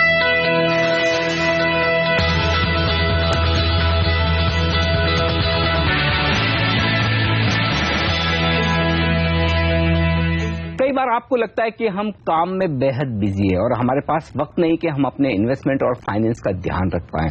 बात सही भी है, चाहे आप कामकाज करने वाले हों, नौकरी पेशा हो, या फिर बिजनेस करने वाले, प्रोफेशनल हो या फिर एक छोटे व्यापारी। बड़ी दिक्कत होती है, समय की कमी सबके पास है। लेकिन आज पहला कदम के इस खास एपिसोड में हम आपको ऐसे मेहमान से मिलवाने वाले हैं जो आप सबसे कहीं ज्यादा बिजी है, लेकिन उसके बावजूद उनके पास अपने इन्वेस्टमेंट्स के लिए, अपने फाइनेंस को संभालने के लिए काफी वक्त है। और ये खास मेहमान अब तक 4,500 से ज्यादा अलग अलग टेलीविजन एपिसोड्स कर चुकी हैं, कई बेहतरीन शोज में रह चुकी हैं। जी हाँ, आपको नाम बताऊं, फियर फैक्टर, बिग बॉस, ये सारे ऐसे शोज हैं जो आपने कभी न कभी जरूर देखे हैं। और अभी इस वक्त महाराणा प्रताप और बालवीर, ये 2 बेहतरीन शोज में काम कर रही है। जी हाँ, काफी कुछ दर्शक उनसे पहचान रखते हैं, जानते हैं। और हमारे एक खास शो गेट रिच विद आशका की एंकर आशका गरोड़े हमारे साथ है। आशका, स्वागत है आपका सीधी आवाज पर। Anil ji, thank you so much. मुझे एक सांस में इतनी अच्छी तरह किसी ने पहले पेश नहीं किया, so thank you very much, शुक्रिया। Pleasure to have you on show. सबसे पहले आशका ये बताएं कि इतना सारा काम, कभी कभी मुझे ऐसा लगता था कि मैं बहुत काम करता हूं, लेकिन जब मैंने देखा कि आप 4,500 एपिसोड्स कर चुकी है, कितने समय से आप काम कर रही है और इतना कुछ कर चुकी है, कैसे शुरुआत की, पहले ये बताएं। मेरी एक्टिंग करियर 2002 से शुरू हुई। उसके पहले भी मैं थोड़ा बहुत काम इधर उधर को curricular activities from school and state level competitions when it comes to art, ये सब किया। इवेंचुअली मैं बॉम्बे शिफ्ट हुई और मेरी टेलीविजन में जर्नी शुरू हुई। And it's been 14 years now almost that I have been here. बहुत सारे नेटवर्क्स के साथ काम करने मिला, बहुत अच्छे प्रोड्यूसर्स के साथ काम करने मिला, बहुत अच्छे किरदार निभाने मिले, जिसको कहते हैं the father of reality shows, वो करने मिले। तो काफी अच्छी जर्नी रही है। लेकिन इस 14 साल की जर्नी, जनरली तो 14 साल का नाम वनवास से ज्यादा जुड़ता है, लेकिन आपने वनवास के बजाय पूरी तरह से काम किया है। इस काम करने में किस तरह के एक्सपीरियंस रहे, खासतौर से अगर अपने फाइनेंस को संभालने की, मैनेज करने की बात हो, उस लिहाज से बताएं मुझे। अगर मैं अपनी बात कहूं, या इस इंडस्ट्री में बहुत सारे ऐसे इस जनरेशन में भी जो नए लड़के और लड़कियां आ रहे हैं, सेल्फ एम्प्लॉयड हैं, चाहे वो राइटर्स हों, चाहे वो डीओपीज हों, चाहे वो एक्टर्स हों, everybody started at a very young age, so did I, and money started coming in. लेकिन उस वक्त ये नहीं समझ में आता था कि savings account and fixed deposit. शुरू में कभी ऐसा लगा आशका आपको कि अरे बाप रे, अचानक से इतना पैसा आने लगा है, कभी हमने सोचा नहीं था? क्योंकि जो मैं समझता हूँ आपके फील्ड में, हमारे फील्ड में, टेलीविजन शोज में, मूवीज में पैसा काफी मिलता है और अचानक से मिलता है। लेकिन यहाँ पे एक और कैच भी है अनिल जी, जैसे मैंने कहा कि सब सेल्फ एम्प्लॉयड है, तो जब काम है तो फ्लो बहुत अच्छा है, लेकिन जब काम नहीं है तो आपके पास कितने समय तक काम नहीं है ये आप नहीं जानते हैं। So I am very thankful to God कि एक बहुत अच्छी उम्र में उन्होंने मुझे ये समझ दे दी कि you are self employed. I started acting when I was probably 15-16, and the first time I ever invested was when I was 22. Okay, 22 साल की उम्र में कहाँ से शुरुआत की आपने? So I still remember कि मेरे सेट पे एक जनाब आए थे. I would not even want to call him any agent, but he's somebody who has handled my portfolio for a while. वो आए और उन्होंने मुझसे रैंडम बातें शुरू की that how one should discipline themselves when it comes to savings. कैसे आपको हर महीने एक रकम ऐसी होती है जिसे बचानी होती है. Very going back to piggy bank concept and making me understand. और क्यों मुझे उस वक्त समझ में आई और क्या हुआ कि मैंने अपने म्यूचुअल फंड्स में इन्वेस्टमेंट शुरू की SIP के तौर पे. और करते करते करते till about 6 years I stayed invested. मैं ये नहीं कह सकती कि मुझे बहुत मुनाफा हुआ, मुझे ओके मुनाफा हुआ क्योंकि उस टाइम मार्केट बहुत पूरी तरह से क्रैश हुआ था. और जो रकम मैंने जोड़ी थी वो मुझे घर लेने में बहुत बहुत अच्छी तरह से उसने हेल्प की. So I realise the whole concept and importance of investment. मैं थोड़ा सा पीछे जाऊंगा. बैंक्स और बैंकिंग एक्टिविटी वो आपने कब से शुरू की? पहली बार आप कब बैंक गई और वो फील कैसी थी? जब मैं पहली बार बैंक गई तो मेरी उम्र उससे भी बहुत छोटी थी. बिकॉज माई नानी, मेरे नाना डेफ एंड म्यूट है, तो मेरी नानी ने हमेशा फोरफ्रंट में सारा काम संभाला है और वो हमेशा चाहती थी कि मेरे बच्चों को बैंकिंग आनी चाहिए. वो क्या पढ़ें, वो क्या बने जीवन में, इससे ज्यादा जरूरी है कि आपको बैंकिंग आनी चाहिए. बहुत बड़ी बात है. आपकी नानी की उम्र में अगर वो ये सोचती थी कि बच्चों को बैंकिंग आनी चाहिए. यस. और आपको मैं बताऊं कि मेरे परिवार में सब कोई, चाहे कौन कितना पढ़ा है, सबको बैंकिंग आती है. वेरी बेसिक, जिसको हम इतनी इंपॉर्टेंस नहीं देते। आज हालांकि टेक्नोलॉजी के हिसाब से सब कुछ इजी हो गया है, everything is on the phone, right. But मैं उस टाइम की बात कर रही हूँ, आज के 15-18 साल पहले, जब आपको बैंक जाना पड़ता था इवन कैश विड्रॉ करने के लिए। एब्सोल्युटली। सो माय नानी यूज्ड टू मेक श्योर मैं स्लिप्स भरूं, मैं चेक बनाऊं नाना के लिए, जिसको अल्टीमेटली वो साइन करेंगे। This basic schooling started coming from my grand parents. आपने कहा कि आपने शुरुआत की म्यूचुअल फंड में SIP के साथ, और बाद में जब आपने घर खरीदा तो पैसे बड़े काम आए, राइट। लेकिन क्या कहीं वहां से एक ये आदत पड़ती हुई दिखी कि अब लगातार रेगुलर आपको सेविंग करनी चाहिए? ये सेविंग करने की हैबिट और इन्वेस्टमेंट करने की हैबिट, ये किस दिन से पक्की हुई? कब आपको लगा कि ये करना ही करना है? Very nice question Anil ji, but I think मैं या मेरे जैसा कोई भी नया इन्वेस्टर जब उसके फर्स्ट फेज में हर किसी का एक फेज होता है, तो जो फर्स्ट फेज में मुझे जो बहुत ज्यादा मुनाफा नहीं हुआ पर वो रकम काम आई, तो मैं एक बहुत मिक्स्ड इमोशन के साथ बाहर निकली थी उसमें से। तो कुछ सालों के लिए वो प्रैक्टिस छूट गई थी। फिर एकदम से CNBC मेरे जीवन में आए और मेरी लाइफ फिर से चेंज हो गई, and I took investing my money is more seriously than I used to. लेकिन कहीं इस करियर में बीच में आपको कभी ऐसा लगा, क्योंकि जनरली हम कई बार, जैसा आपने खुद ने भी कहा, एक्टर्स के केस में ये होता है कि काम है तो बहुत है, नहीं है तो बिल्कुल नहीं है, कब आएगा पता नहीं।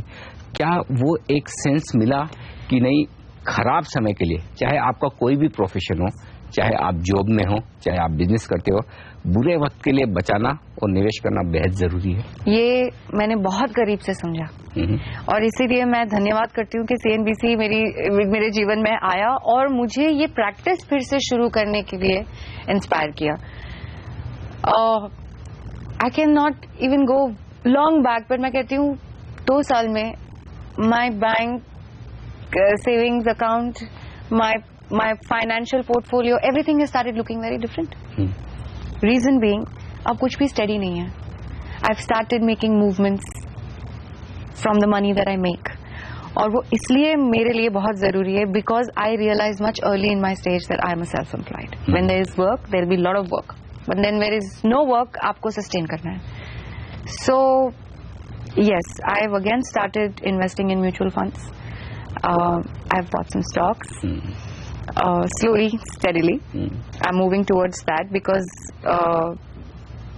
Get Rich with Ashka में जो मैं लोगों को बताती हूँ, जो मैं खुद भी सीखती हूँ, वो मैं ये सीखती हूँ that it's definitely there is no time to walk into it. Slow and steady makes the best. आपने बात की इंटरेस्टिंग कि आपने कुछ स्टॉक्स खरीदे हैं, मुझे ये बताइए किस तरह के स्टॉक्स खरीदे हैं आज का आपने? अनिल जी, अगर मैं ये बताऊंगी कि मैंने किस किस्म के स्टॉक्स खरीदेंगे, आपका फोन नॉन स्टॉप बजेगा। क्योंकि आई स्टिल रिमेम्बर कि यहाँ ऑफिस में चलते हुए आप ही से बात हुई थी और मैंने आपसे रैंडमली पूछ लिया, अनिल जी मेरी सिर्फ म्यूचुअल फंड इन्वेस्टमेंट है, मैं किन स्टॉक्स में पैसे डालूं? तो आप फर से ऐसे 3-4-5 नाम लेके चले गए थे। फिर मैंने उन स्टॉक्स के बारे में पढ़ा, थोड़ी बहुत जानकारी ली, क्योंकि आपकी जैसी जानकारी तो हमें नहीं मिल सकती, बट थोड़ी बहुत जानकारी ली और धीरे धीरे मैंने इन्वेस्टमेंट शुरू किया है।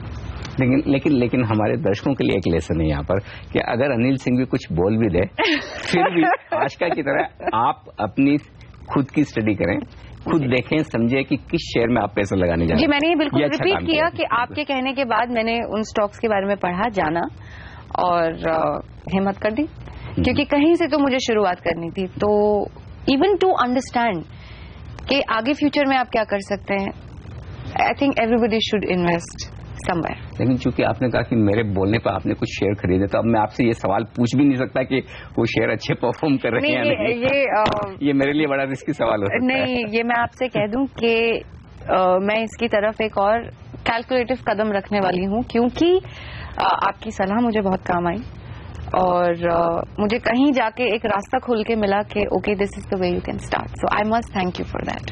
My pleasure.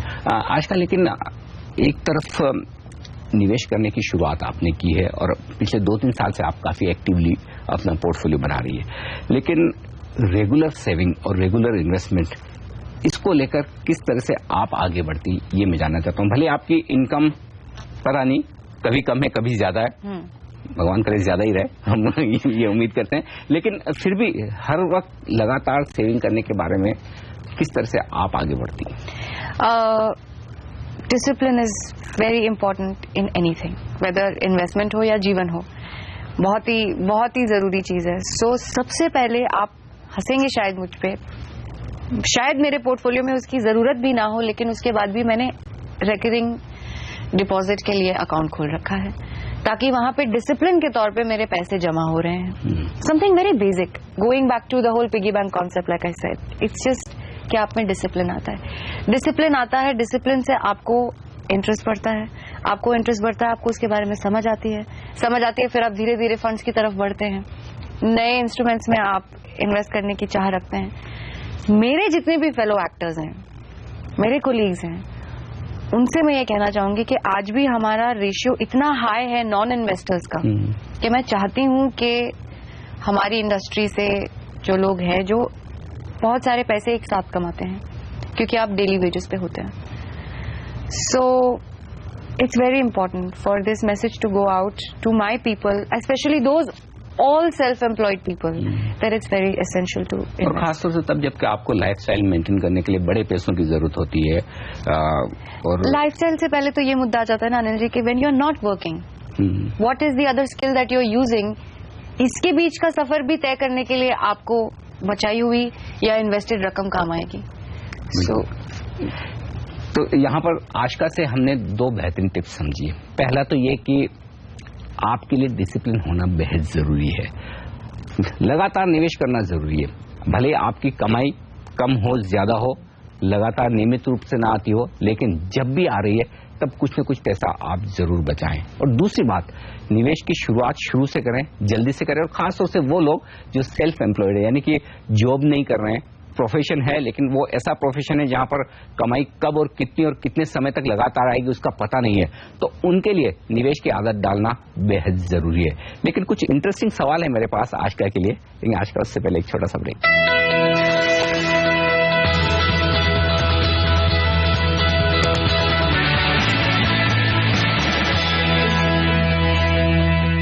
पहला कदम के इस खास एपिसोड में आप सबका एक बार फिर से स्वागत है। हमारे साथ एक खास मेहमान, टेलीविजन जगत की जानी मानी एक्ट्रेस आशका गरोडिया। आशका, काफी बातें की हमने आपके निवेश की शुरुआत को लेकर। अब आगे बढ़ते हुए एक सवाल मेरे मन में आ रहा था जब हम ब्रेक में थे। आपने फेयर फैक्टर किया, आपने बिग बॉस किया, दोनों ही रियलिटी शो मतलब बड़े डराने वाले हैं। कुछ एपिसोड्स मैंने भी देखे। ये बताइए कि ज्यादा डर कहाँ लगता था आपको, ये शो करते वक्त या फिर इन्वेस्टमेंट करते वक्त? बहुत अच्छा सवाल पूछा आपने। मुझे ऐसा लगता है कि डर ऐसा होना चाहिए जिसको आप बार बार कॉन्कर कर सके। अब वो तो एक टेम्परेरी सिचुएशन थी, एक बार डर कॉन्कर किया, आप बाहर आ गए। इन्वेस्टमेंट का डर ऐसा है कि वो लगातार रहता है और ये रहना भी चाहिए। इसको बार बार और रोज रोज और हर एक साइकिल के बाद कॉन्कर करने में जो मजा है, वो मुझे लगता है वो बेहतर मजा है। और वो आप कैसे करती है फिर? क्योंकि वहां तो एक एपिसोड आपने शूट किया, काम हो गया, यहाँ तो शूटिंग लाइफ लॉन्ग चलने वाली है। जी आपने सही कहा, but besides I am just slightly deviating because मैं एक और बात बहुत इंपॉर्टेंट बताना भूल गई कि मेरी इस प्रैक्टिस में मैंने बहुत इंपॉर्टेंट चीज जो सीखी वो थी इंश्योरेंसेस ऑफ एवरी काइंड, जो मेरे पास नहीं थे, जो मैं बहुत पहले भी ले सकती थी, but it was nevertheless it was never too late for me. The reason मेरे पैसे जो आज निवेश हो रहे हैं या जो मैं सेव कर रही हूँ, जो मैं अलग इंस्ट्रूमेंट्स में इन्वेस्ट कर रही हूँ, वो इसलिए सिक्योरली सेव हो पा रहे हैं क्योंकि मेरी बाकी चीजें is taken care of. lot of people, they become investors to run a better life, to walk towards a wealthier life, but then these are the things they miss out, and a lot of self-employeds miss this out. I've seen this, so मैं आपसे ये दरख्वास्त करती हूँ कि आप मेरे fraternity के दर्शकों से ये कहें कि this how important is this. बिल्कुल, इंश्योरेंस तो अनडाउटेबली इन्वेस्टमेंट की तरफ सबसे पहला कदम है कि आपके पास मेडिकल इंश्योरेंस हो, लाइफ इंश्योरेंस हो, वो तो होना बेहद जरूरी है। उसके बाद पैसा बचे तो इन्वेस्टमेंट की शुरुआत करें। लेकिन इन्वेस्टमेंट के इंश्योरेंस के साथ साथ क्या आपने कभी सेफ्टी सिक्योरिटी के लिहाज से गोल्ड खरीदने का भी सोचा है? गोल्ड खरीदा या फिर गोल्ड सिर्फ ज्वेलरी पसंद है आजकल? जी वो कॉन्सेप्ट मैंने थोड़ा ज्वेलरी तक रखा है क्योंकि पर वो मैं एन्युअली डेफिनेटली करती हूँ क्योंकि मेरी मदर के लिए एक पर्टिकुलर अमाउंट का जो गोल्ड है वो मुझे लेना ही लेना होता है। So that happens in terms of buying a jewellery. Traditionally हर धनतेरस पे गोल्ड खरीदना है, मतलब वो भी एक तरह से SIP है। यस यस है ना? एक साल वाली SIP, हर साल थोड़ा थोड़ा गोल्ड खरीदे। यस, तो वहाँ भी मेरा अब निवेश होता है कि अब क्या बहुत सालों से इस जोन में तो होता है लेकिन उसकी इम्पोर्टेंस क्या है वो मुझे अब समझ में आई है। So yes. अच्छा, हमें ये तो पता है कि आज का बहुत पैसा कमाती है। अच्छा, आप इतना ये बात ऊंची ऊंची ना ओके, तो ये बताइए कि क्या आप प्रॉपर्टी में निवेश करना पसंद करती हैं? जी मैं पसंद करती हूँ, लेकिन फिलहाल जिस तरह से मेरी फाइनेंशियल परिस्थिति है या मेरा पोर्टफोलियो फैला हुआ है, मुझे अपने लिए रियल एस्टेट में आने वाले 5 साल के लिए जगह नहीं नजर आ रही है। बट मिस, आप निवेश नहीं करना चाहती है रिटर्न्स के लिहाज से या फिर मतलब? यस, आप ये कह सकते हैं कि अगर मुझे ऑप्शन फिलहाल दिया जाए कि मुझे किस तरफ डिविएट होना है तो मैं रियल एस्टेट की तरफ सेकंड मोड रखूंगी। मेरा पहला मोड मैं रखूंगी towards proper instrument investments, because मुझे ऐसा लगता है और मुझे किसी जानकार इंसान ने ये कहा है कि रियल एस्टेट से दूर रहिएगा। बिल्कुल सही। और वो जानकार इंसान आप हैं। सो यस, मैं कतई उस तरफ नहीं जाने वाली। नहीं, कम से कम मैं इस वक्त इतना तो आपको कॉन्फिडेंटली कह सकता हूँ कि अगले 3 साल में शायद रियल एस्टेट से कहीं ज्यादा या दुगुना रिटर्न इक्विटी में बनता हुआ दिखे। तो जी बिल्कुल, इसलिए इक्विटी में, और जो मैं कहता हूँ वो मैं फॉलो भी करता हूँ, तो मेरी भी वही सिचुएशन है। जी, और मैं भी फॉलो करती हूँ अनिल जी। तो आप और मैं दर्शकों से भी ये कहना चाहती हूँ कि मैं अनिल जी को फॉलो करती हूँ, आप सोच लें। लेकिन आज का ये बताएं कि आप इतना बिजी रहती हैं, मैं तो पढ़ रहा था तो दंग रह गया। 4,500 एपिसोड आपने कर डाले हैं, अभी भी आपके हाथ में इतने सारे सीरियल्स हैं, इतने अलग अलग इवेंट्स में आप एक्टिव रहती हैं। आपको वक्त कब मिलता है अपने पोर्टफोलियो को देखने का, अपने इन्वेस्टमेंट्स को देखने का? और ये खास बात मैं इसलिए भी जानना चाहता हूँ आज का, क्योंकि आप ही की तरह आपकी इंडस्ट्री के लोग भी और दूसरे जो सेल्फ एम्प्लॉयड लोग हैं, उनके सामने सबसे बड़ी दिक्कत एक ही है कि हमारे पास वक्त नहीं है। जी, जो ये कहते हैं कि उनके पास समय या वक्त नहीं होता है, वो ठीक से घड़ी को नहीं देखते हैं। आपके लिए कोई भी अगर काम इम्पोर्टेंट है जो आपके जीवन के लिए बेहतर है और वो समय अगर आप ना निकाल पाए, then you're a very bad manager.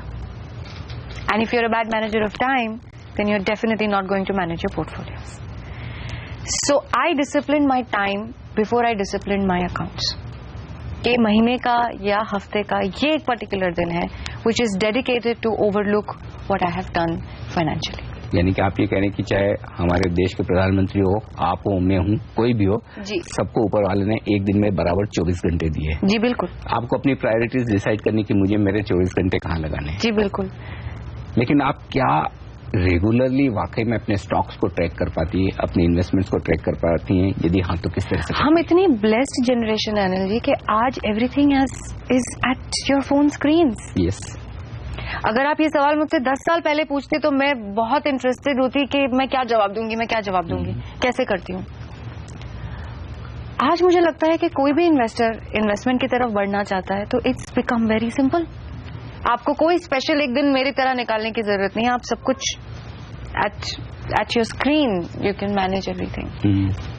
चाहे वो न्यूज हो, चाहे वो अनिल जी को देखना हो, चाहे वो स्टॉक्स को ट्रैक करना हो, चाहे आपके मंथली ओवरव्यू देखना हो, आप क्या नहीं कर सकते हो स्क्रीन पे। सो मैं ये आर्ग्यूमेंट बिल्कुल मानती नहीं हूँ कि लोगों के पास समय नहीं होता है, हमारे पास टाइम नहीं है, हम देख नहीं पाते हैं, हम कर नहीं पाते हैं, ये सिर्फ बात होती है। तो मैंने सुना है कि कई बार आशका अपने शॉर्ट्स के बीच में जो ब्रेक लेती है, ब्रेक के बीच में आई फटाफट अपना पोर्टफोलियो चेक किया, अच्छा मेरे स्टॉक्स ऊपर है, बिल्कुल सीधे moneycontrol.com जाके एकदम से लॉगिन हो जाती हूँ और बिल्कुल वहाँ जो है 10-15 मिनट स्पेंड करके फिर आगे का काम करती हूँ। ओके। आजकल लेकिन चूंकि आप हमारा एक बड़ा पॉपुलर शो कर रही हैं CNBC बाजार का, गेट रिच विद आशका, तो इसी से जुड़ा मैं एक सवाल लेना चाहता हूँ। आशका कितना पैसा कमाना चाहती है निवेश करके? देखिए, आपने ऐसा ट्रिकी सवाल पूछा है, कितना तो मैं क्या, इस दुनिया का कोई भी इंसान आपको कितने का तो चलिए मैं आपके लिए नाप तो नहीं दे सकता। सवाल थोड़ा आसान कर देता हूँ। आपने अपने पोर्टफोलियो के लिए किस तरह के टारगेटेड रिटर्न्स रखेंगे? इतने रिटर्न्स मिलेंगे तो मैं सैटिस्फाइड हूं। Because I have age by my side, I started investing early. मेरे पास, मुझे ऐसा लगता है कि आने वाले 15 साल है जहां मैं लगातार इन्वेस्ट कर सकती हूँ। मुझे एनीथिंग बिटवीन 14 to 21% रिटर्न्स मिलेंगे, और उससे ज्यादा मिलेंगे तो bonus. Then I am doing pretty well for my self. So yeah अच्छा, आज का ये बताइए कि अभी आप म्यूचुअल फंड में पैसा लगाती हैं, स्टॉक्स खरीदती है, कैसे, क्या SIP करना आप पसंद करती हैं, वैसे करती हैं, या फिर जब जितना पैसा है उस लिहाज से निवेश कर दिया? किस तरह की स्ट्रेटेजी आपकी? मैं SIP में ज्यादा बिलीव करती हूँ, क्योंकि उससे दो चीज होती है। एक, आप रेगुलरली इन्वेस्टेड रहते हैं। दूसरा, you are not the first party to track what's happening. वहां पे बाकायदा जो फंड मैनेजर्स होते हैं उनको उसी लिए वहां रखा जाता है ताकि वो हमारे जैसे लोगों के लिए काम कर सके। फंड ज्यादा बैलेंस्ड रहते हैं, आप कंप्लीटली एट रिस्क नहीं होते हैं। Lot of other various factors. So I personally believe a lot in SIPs. It's slow and steady, but it's going to go on for long. आपने एक सेंटेंस में इन्वेस्टमेंट्स की दो बहुत बड़ी बातें कही हैं, शायद आपने रियलाइज नहीं किया, वो मैं हमारे दर्शकों को रियलाइज करवाऊं। पहली बात तो ये कि आप डिसिप्लिन रहते हैं अगर SIP करते हैं तो। डिसिप्लिन निवेश करने में, इन्वेस्टमेंट करने में सबसे बड़ा फैक्टर है, क्योंकि हमारा हालत ये, हमारे दर्शकों की, ज्यादातर लोगों की, और वो गलत नहीं है, लोगों की माइंडसेट वैसी होती है कि जब बाजार तेज है तो पैसा लगाना है, बाजार खराब है तो किसी को लगाना नहीं है। इसी वजह से डिसिप्लिन सबसे ज्यादा जरूरी है कि आप खराब बाजार में भी पैसा लगाएं। और दूसरी बात जो आपने कहा कि आपके लिए फर्स्ट लेवल ऑफ डिफेंस है फंड मैनेजर्स। म्यूचुअल फंड में पैसा लगाने का सबसे बड़ा फायदा है कि अगर आप स्टॉक्स के बारे में पूरा नहीं जानते हैं, बाजार के बारे में पूरा नहीं जानते, तो कम से कम प्रोफेशनल फंड मैनेजर्स हैं, हम हमारे प्रोफेशन पर ध्यान दें जी, और उन्हें उनका प्रोफेशन करने दें। राइट जी, बिल्कुल, आप बिल्कुल सही।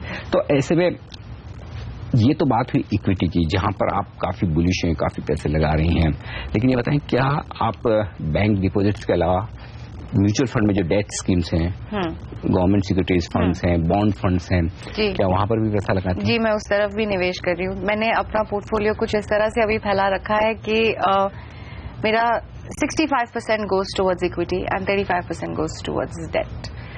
So जो टिपिकल एक कहते हैं ना कि जनरली हम एक स्टैंडर्ड पोर्टफोलियो एलोकेशन होता है कि हम उम्मीद करें कि हमारी उम्र अगर 100 साल है, जो हम जनरली मानकर चलते हैं, जब इन्वेस्टमेंट्स की थ्योरी हम पढ़ाई जाती है, तो जितनी आपकी उम्र है 100 में से उसे माइनस कर दीजिए, बचा हुआ परसेंटेज आप इक्विटी में डाल दीजिए। तो 100 में से 35 माइनस किया तो 65% आपने इक्विटी में डाल दिया।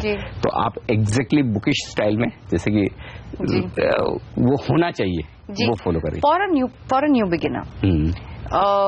मैं नहीं कहती कि आने वाले 5 साल के बाद शायद मेरा पोर्टफोलियो सेव नजर आए, पर फिलहाल for now where I stand and I know the importance of doing it, so I have to do it, hence I do it this way. आजकल तो आप हमारे लिए कुछ और नए शोज कर रही हैं, ट्रैवल से रिलेटेड एक शो करने जा रही हैं। काफी दर्शक आपको फॉलो करते हैं, पसंद करते हैं, देखना सुनना पसंद करते हैं। 2 तरह के लोगों के लिए आपसे फाइनल एडवाइस लेना चाहता हूँ। एक तो आपकी कौन मुझसे एडवाइस लेना चाह रहा है, मैं कहाँ जाके अपना एक तो आपकी प्रोफेशन में जो लोग हैं या जो सेल्फ एम्प्लॉयड लोग हैं जिन्हें रेगुलर इनकम नहीं है, और दूसरा हमारे दर्शक जो आपसे इंस्पायर हो सकते हैं, बताइए उन्हें अपने निवेश को कैसे हैंडल करना चाहिए? बताइए कैसे हैंडल करना चाहिए अनिल जी, ये तो उनके लिए एक दूसरा प्रश्न बन जाएगा, पर शुरू करना चाहिए, that's the first question. And I think ये एक ऐसा सवाल है जो जल्द से जल्द हर एक सेल्फ एम्प्लॉयड को, मेरी फ्रेटर्निटी के लोगों को इसका जवाब देना शुरू कर देना चाहिए। They should start investing, that's the first step. Once they start doing it, आप भी जानते हैं और अब तक शायद मैं भी जानती हूँ कि इसका मजा ही कुछ और है। So I think to start is my advice, you must start. बिल्कुल, तो शुरुआत करें, ये सबसे ज्यादा जरूरी है। और शुरुआत करने के बाद एक डिसिप्लिन रखें, लगातार और हर वक्त थोड़े थोड़े समय पर निवेश जरूर करते रहे। और इसकी शुरुआत होनी चाहिए आपके निवेश की इंश्योरेंस के साथ। इंश्योरेंस करने के बाद आप म्यूचुअल फंड की तरफ बढ़ें। म्यूचुअल फंड में आप डेट फंड्स में पैसा लगा सकते हैं, इक्विटी में लगा सकते हैं, थोड़ा वक्त दे सकते हैं, समझ सकते हैं तो सीधे तौर पर शेयर भी खरीद सकते हैं। अदरवाइज इक्विटी फंड्स में पैसा लगाएं, SIP करें, डेट म्यूचुअल फंड्स खरीदें और थोड़ा बहुत आजका की तरह सोना भी खरीद सकते हैं और रियल एस्टेट में भी पैसा लगा सकते हैं। थोड़ा बहुत मेरी तरह अनिल सिंघवी जी की बात भी मान लें। थैंक यू सो मच आज का, और बहुत बहुत शुक्रिया आपका हमारे लिए वक्त निकालने के लिए और आज हमारे साथ जुड़ने के लिए। पहला कदम के इस खास एपिसोड में मुझे दीजिए इजाजत, बने रहिए हमारे साथ CNBC आवाज पर। नमस्कार।